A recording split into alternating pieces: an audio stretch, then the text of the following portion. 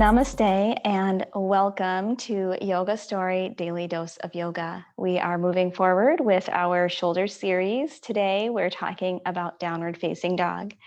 So a place that I often like to start with downward facing dog is coming into it from tabletop and staying really, really low first to find that length through the arms. So we'll have Charles demonstrate for us. Draw the seat slightly back. Curling the toes under, lift the knees. And here, keeping that deep, deep bend to the knees, send the seat straight back and find as much length first through the arms as you can, taking that crease out of the wrists, and that can help alleviate pressure on the shoulders, and then lifting the hips and creating all that length through the spine. We should be engaging through the legs, inner rotation of the inner thighs. Imagine hugging the hips in toward the center of the body, creating some engagement through the abs. We are lengthening through the chest, and we are engaging through the shoulder, through the traps, as we draw the traps up or down toward the hips and toward each other, creating almost this V shape here with the shoulder, the muscles of the shoulder blades.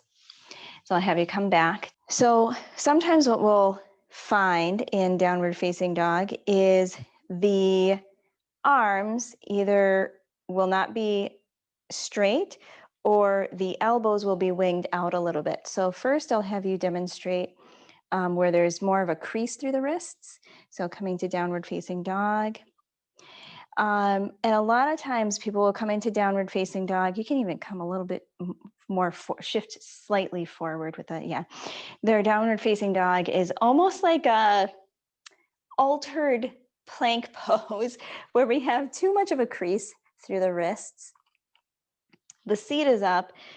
We're not creating as much length through the spine as we can, and we're creating a lot of pressure or a lot of tension through the shoulders, a lot more tension than needs to be there. So I'll have you shift straight back or press the ground away, shift back, draw the chest toward the thighs, and create that length. Feel that alleviation of the tension in the deltoids as well. And another place is where I'll have you come down to tabletop. Excellent. Awesome. Thanks. Coming back to downward facing dog, you can come into that, but this time winging the elbows out.